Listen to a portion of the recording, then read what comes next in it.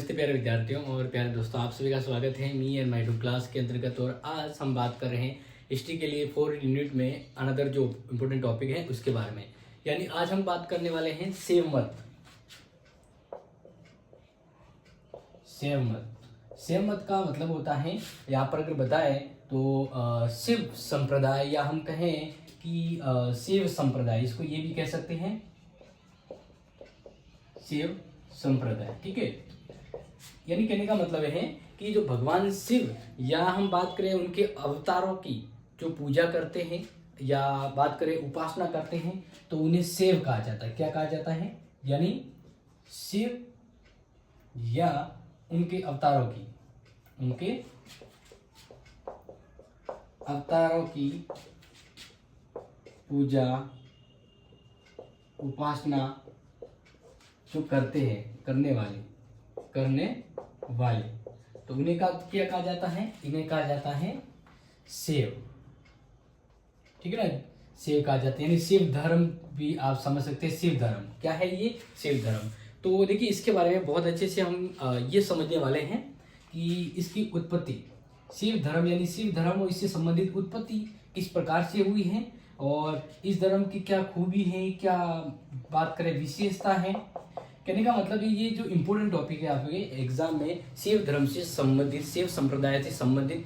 और यहाँ पर ध्यान रखेंगे क्योंकि ये इम्पोर्टेंट टॉपिक है, इसलिए इसके एक शब्द को आपको अंडरलाइन करना है, समझना है। देन मुझे लग रहा है कि ये पार्ट बहुत ही इंपॉर्टेंट है, इसलिए मैं इसके 2 पार्ट में आपको कवर अप करवाने की कोशिश करूंगा। तो फिलहाल बात करते हैं कि शिव धर्म के बारे में देखा जाए तो इसका जो जिक्र है वह हमें अगर बात करें तो ईसा पूर्व 200 से मान लें 300 ईसा पूर्व से लेकर ईस्वी तक के 20 का जो है काल, उसके अंतर्गत हमें इनकी जानकारी मिलती है। यानी ईसा पूर्व भी हमें शिव धर्म या उससे जुड़े कुछ प्रूफ मिलते हैं। जैसे बात करें सिंधु घाटी सभ्यता के समय हमें पशुपति शिव की जो मूर्ति प्राप्त होती है वो शिव से संबंधित है। इसका मतलब शिव धर्म की उत्पत्ति है वो ईसा पूर्व हो चुकी थी। तो देखो, इसको पूरी डिटेल से हम बढ़ते हैं डिजिटल स्क्रीन पर। अभी तो फोटो के साथ कुछ क्लियरिटी को और भी कहते हैं ना, एकदम वेरी क्लियरिटी के साथ समझने की कोशिश करते हैं। और आपके कुछ डाउट कमेंट है तो देन बिल्कुल आप कमेंट कर दीजिएगा। तो चले डिजिटल स्क्रीन पर। तो जैसे कि देखा जाए तो भगवान शिव या उसके अवतारों को मानने वाले, भगवान शिव की उपासना करने वाले लोगों को शैव कहा जाता है, जो अभी जस्ट मैंने आपको समझा है। शैव में शाक्त, नाथ, दशनामी, नाग आदि संप्रदाय आते हैं। ठीक है ना, विभिन्न अलग अलग संप्रदाय आते हैं। ये सभी संप्रदाय हैं जो भगवान शिव की उपासना अलग अलग माध्यम से करते हैं, जैसे शैव या पाशुपत के रूप में। ठीक है, अब यहाँ पर जैसे कि भी मैंने आपको समझाया, शिव की प्रतिमा का अनावरण या शिव के संबंध में विचार हम पढ़ने वाले हैं। तो शैव धर्म हिंदू धर्म के भीतर एक परम परंपरा है, जिसका धर्मशास्त्र मुख्य रूप से हिंदू भगवान शिव से संबंधित है। शैव धर्म में क्षेत्रीय विविधताओं और दर्शन में भिन्नता के कारण कई अलग अलग उप परंपराएं मिलती हैं। यानी भगवान का आपने देखा होगा, भगवान शिव के अलग अलग नाम, अलग अलग रूप कहीं, यानी इस प्रकार से क्षेत्रीय विभिन्नताओं का यहाँ पे आभास नजर आता है। ठीक है, अर्ली वर्शिप और लॉर्ड, तो यहाँ पर ये अलग अलग व्यवस्था के बारे में बताया गया है। लेकिन इससे जरूरी जो है इंपॉर्टेंट वो यहाँ पर देखिए कि शैव धर्म की उत्पत्ति अस्पष्ट है, क्योंकि काफी विद्वान है वो कंफ्यूजन होते हैं कि उत्पत्ति कब से होती है। क्योंकि इन विद्वानों के भी कंफ्यूजन भी है, क्योंकि पूर्व वैदिक प्रथाओं और परंपराओं और वैदिक संस्कृतियों में भी इनका मिश्रण मिलता है। यानी उत्पत्ति के बारे में देखिए, सिंधु घाटी सभ्यता की उत्पत्ति का पता लगाते हैं तो लगभग बात करें 2500 से 2000 ईसा पूर्व के आसपास हमें इस जानकारी की श्रम पहुंच जानकारी होती है। यानी कहते हैं कि ईसा की 2 से 3 सदी ईसा पूर्व, तो ये वही घटना के बारे में है। पुरातात्विक खोजों से पता चलता है कि मोहरें प्राप्त हुई थी, एक ऐसे देवता का संकेत है जो कुछ कुछ शिव जैसा प्रतीत होता है। कैसी मोहर है? ये आप देख सकते हैं, ये जो मोहर है, जैसे यहाँ पर देख सकते हैं ये जानवर के चित्र है। यहाँ पर ये जो एक प्रतिकृति के रूप में दिख रहा है, शिव की तरह है, और इसके आसपास जो कलाकृति है ये हमें पाशुपति मोहर, सिंधु घाटी सभ्यता के संबंध में पाशुपति मोहर की जानकारी हमें प्राप्त होती है। तो यानी इस समय शिव की पूजा अर्चना होती थी, तो शैव धर्म यहाँ पर भी प्रतीत होता है। प्रारंभिक विद्वानों ने व्याख्या करते हुए कहा है कि कोई व्यक्ति जानवरों से घिरा हुआ है, सिंगों के साथ ध्यान मुद्रा में बैठा हुआ है। इस पशुपति यानी जानवरों के भगवान, संस्कृत में पशुपति मोहर की व्याख्या इन विद्वानों ने शिव के प्रोटोटाइप के रूप में की है कि भाई ये शिव के रूप में भगवान है।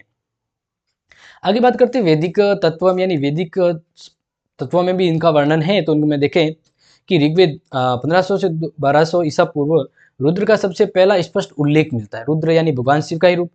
वैसे पाठ में एक सत्य रुद्र भी शामिल है, जो रुद्र के लिए 100 विशेषणों वाला एक प्रभावशाली व्यंजन, मतलब एक भजन जो होता है ना, उसमें इसका उल्लेख होता है, जिसका उल्लेख कई मध्ययुगीन शैव ग्रंथों के साथ साथ समकालीन समय में हिंदुओं के प्रमुख शिव मंदिरों में भी किया जाता था।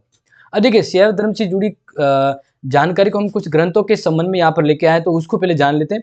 तो देखिए, भगवान शिव की पूजा करने वालों को शैव या शिव से संबंधित शैव धर्म कहा जाता है। शिवलिंग उपासना का प्रारंभिक काल हड़प्पा संस्कृति को माना जाता है कि शिव की उपासना और उसकी संस्कृति हड़प्पा संस्कृति से मानी जाती है। ऋग्वेद में शिव के लिए रुद्र नामक देवता का प्रयोग हुआ है और अर्थवेद में शिव को भव, सर्व, पशुपति या भूपति भी कहा जाता था। शिवलिंग की पूजा पहला स्पष्ट जो वर्णन है वो शिवलिंग की पूजा का मत्स्य पुराण में हमें मिलता है। महाभारत के अनुशासन पर्व में शिवलिंग की पूजा का वर्णन मिलता है। वामन पुराण में भी भगवान शिव के बारे में वर्णन मिलता है और 3 अलग अलग खंडों में बताया गया है। पाशुपति संप्रदाय शैवों का सबसे प्राचीन संप्रदाय है।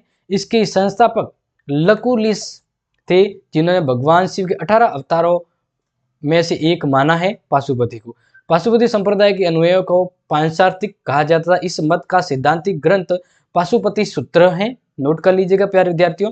दक्षिण भारत में शैव धर्म चालुक्य, राष्ट्रकूट, पल्लव और सोलो के समय लोकप्रिय रहा था। दक्षिण भारत की बात करें तो, ठीक है। आगे बात करते हैं। जिस प्रकार से देख सकते हैं कि नयनार, नयनार का मतलब जो शिव की पूजा करने वाले जो भक्त होते हैं उन्हें नयनार कहा जाता है, ठीक है ना। नयनार तो अलवार होते हैं, वो अलवार के बारे में तो आपको पता होगा, अलवार होते विष्णु भक्त, लेकिन जो नयनार है भगवान की तीसरी आंख, नहीं वैसे भगवान जो तीसरी आंख है तो महादेव जी की है, तो आंख को नयन कहते हैं, तो इसका मतलब नयनार यानी शिव की भक्ति या शिव से संबंधित जो संत भक्त हैं। तो अब यहाँ पर देखें कि अलग अलग रूप से की जाती है। नयनार संतों की संख्या टोटल 63 बताई गई है, जिनमें अपा, निरुज्ञान, सबधार, निरुनीलकंठ नयनार, कणिनपा नयनार, अमरनीति नयनार, निरुकुंभन सर, संडीनाथ नयनार, कर्णनाथ नयनार, नंदीनंद नयनार, तिरुमूल नयनार, दंडी अडिगल, नरसिंह नुरैया नरनार, सुंदर मूर्ति नयनार के नाम उल्लेखनीय है। मतलब 63 है, लेकिन आपको कुछ पॉपुलर चीजें यानी कह सकते हैं इसके नयनार के उदाहरण बताए। देखिए, पल्लव काल के समय शिव धर्म का प्रसार नयनारों ने किया था। पल्लव धर्म के समय शिव धर्म यानी शिव से संबंधित धर्म का जो प्रसार है वो नयनारों ने किया था। एलोरा के कैलाश मंदिर का निर्माण राष्ट्रकूटों ने कराया। तो एलोरा ये जो है गुफा, इसमें शिव से संबंधित जानकारी मिलती है। और सोल शासक राजराज प्रथम ने तंजावुर में राजराजेश्वर का जो मंदिर बनाया था, जिसको ब्रह्मेश्वर मंदिर भी कहा जाता है, ये शिव से संबंधित है। कुषाण शासकों की मुद्राओं में शिव और नंदी का संकलन एक साथ प्राप्त होता है। और भगवान शिव के कुछ अवतार हैं, जैसे महाकाल, भुवनेश, भैरव, वीरभद्र, हनुमान, लोकनाथ, सुंदरेश्वर, भैरव, किरात, सुनट, नर्तक, भिक्षुवर्य और भिक्षावर्तन वृत्ति। तो इस प्रकार से कुछ इनके वैसे अवतार और भी है। शैव धर्म के संस्कारों के बारे में देखें कि शैव धर्म मानने वाले किस प्रकार के संस्कार या संस्कृति का पालन करते हैं, तो जानिए।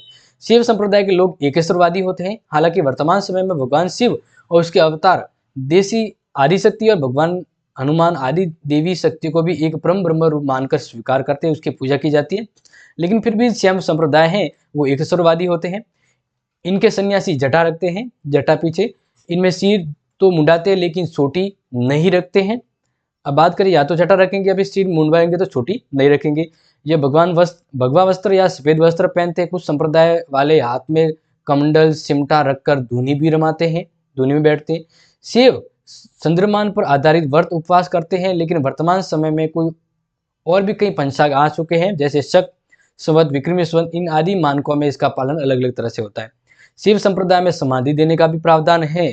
शिव संप्रदाय को शिवालय कहा जाता है, यानी शिव से संबंधित मंदिरों को शिवालय कहा जाता है, जहां पर आमतौर पर शिवलिंग के साथ और कोई भी या कई और देवता भी शामिल होते हैं। आपने देखा होगा भगवान शिव की मूर्ति है तो अन्य देवताएं भी वहां पर रुझानमान होते हैं, जिनकी सुबह और संध्या को पूजा होती है। यह विभूति व संदन का तिलक लगाते हैं, रुद्राक्ष की माला धारण करते हैं, जो इनके सन्यासी होते हैं। शैव साधुओं को नाथ, अघोरी, अवधूत, बाबा, अघोड़ या योगी सिद्ध कहा जाता है। आगे बात करें, जो जानकारी के रूप में और भी खास इंपॉर्टेंट है कि महाभारत में शिव का उल्लेख एक श्रेष्ठ देवता के रूप में किया गया है। और मेगजनीस के 100 ईसा पूर्व में शिव मत का उल्लेख है। मेगजनीस जो मौर्य काल के समय आया था, उन्होंने भी शैव मत का उल्लेख अपने ग्रंथ में किया है। वस्तुतः शैव धर्म एक संप्रदाय के रूप में है का प्रारंभ शुग सातवाहन वंश के समय से लेकर जो गुप्त काल के श्रम पर पहुंचा था, यानी इसका जो शुग वंश है वो भी इसके काल में योगदान देता, वहां से लेकर शैव धर्म है वह बात करें कि मौर्योत्तर काल की व्यवस्था में तो गुप्त काल तक इसका श्रम पर इसका विकास पहुंच जाता है। आगे बात करते हैं कि अर्धनारीश्वरी तथा त्रिमूर्ति ब्रह्मा विष्णु महेश की पूजा गुप्त काल के समय आरंभ हुई थी और समन्वय काल की यह उदार भावना गुप्त काल की विशेषता है। देखिए अर्धनारीश्वरी का मतलब आदि नारी आधा शिव, यानी शिव और पार्वती। ठीक है, अर्धनारीश्वरी की मूर्ति शिव और पार्वती के परस्पर तादात्म्य पर आधारित है, जो अभी मैंने आपको बताया, ध्यान रखिएगा। शैव संप्रदाय का प्रथम उल्लेख पतंजलि के महाभाष्य में शिव भगवान के रूप में उल्लेख रूप में मिलता है और वामन पुराण में शैव संप्रदाय की 4 शाखाएं बताई गई हैं, शैव, पाशुपत, कापालिक और कालमुख। तो इस प्रकार से प्यारे विद्यार्थियों, इस फर्स्ट पार्ट में मैंने आपको शैव धर्म से जुड़ी उत्पत्ति के बारे में बताया है। जो नेक्स्ट पार्ट में हम उसकी कुछ बहुत ही गहराई से संबंध और विकास के बारे में पढ़ेंगे। तो आज के लिए क्लास शॉर्ट और सफिशिएंट काफ़ी है, क्योंकि नेक्स्ट क्लास बहुत ही जल्द आपको मिलने वाली है। दोबारा आपसे मिलेंगे प्यारे विद्यार्थियों नेक्स्ट क्लास के साथ। तब तक के इस क्लास को लाइक और शेयर कर लीजिएगा। Thank you so much and take care.